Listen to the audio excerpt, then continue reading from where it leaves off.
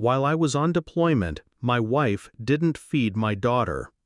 The message arrived at 0200 hours. Not a call, not a letter, just a video. Grainy, silent.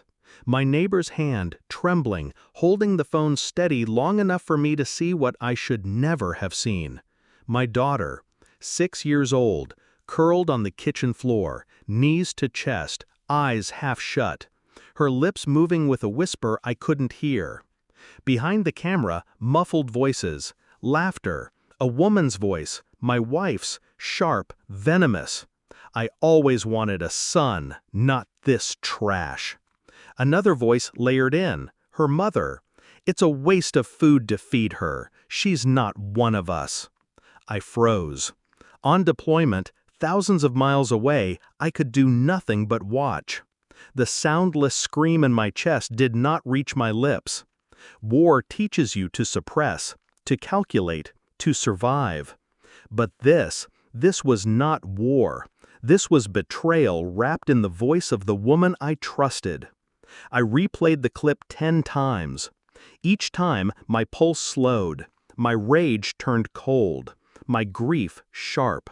And by the 10th replay, I wasn't just a father watching his daughter starve. I was a man preparing to dismantle everything my wife loved. At first, denial whispered.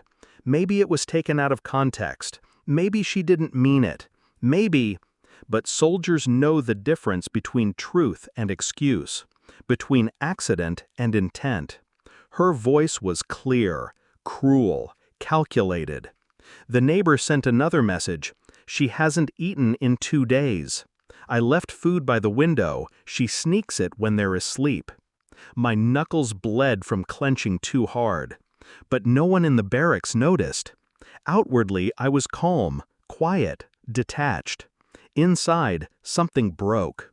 Not just trust, not just love, something deeper. The image of my daughter, starving, whispered louder than my wife's betrayal, louder than my mother-in-law's poison. I thought of the nights I called home, my wife's voice light, rehearsed. She's fine, don't worry, focus on your duty. And every time, I believed her. But now, I knew. She didn't just betray me, she betrayed blood. I began collecting proof the way I collected intel in the field. Emails, bank statements, phone records, conversations that suddenly made sense. Each thread wove into a tapestry of quiet cruelty. She was spending money not on food, not on school, but on herself. Dinners, clothes, gifts that didn't come from me. And messages, private, hidden under fake names. Men I never knew. Plans I was never meant to see. But I didn't rage. Rage is sloppy. Rage leaves evidence. Instead, I built a case, document by document, screenshot by screenshot. I contacted the neighbor again. Record everything, time, date, details. He did.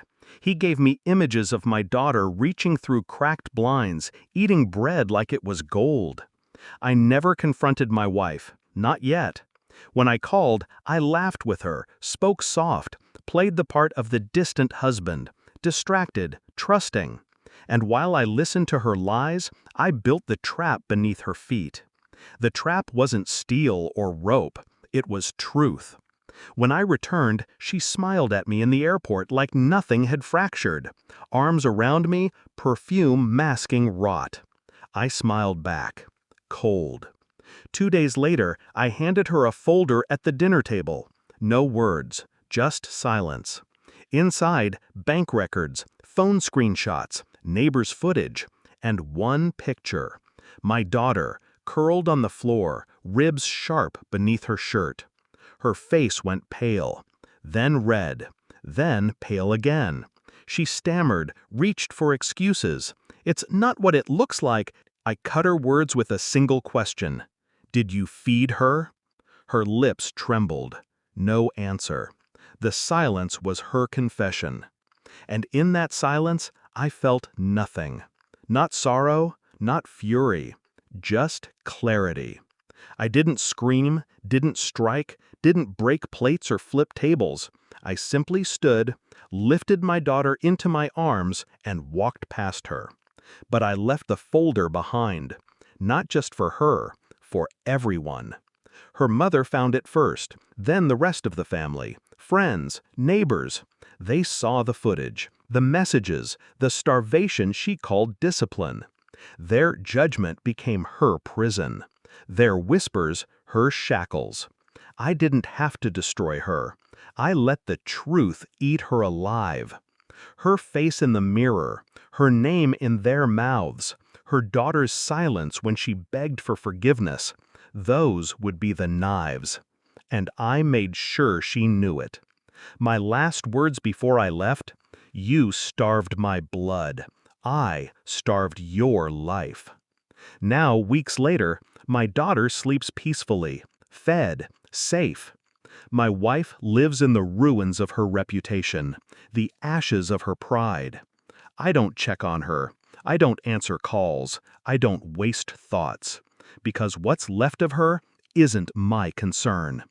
I gave her trust. She fed it to the fire.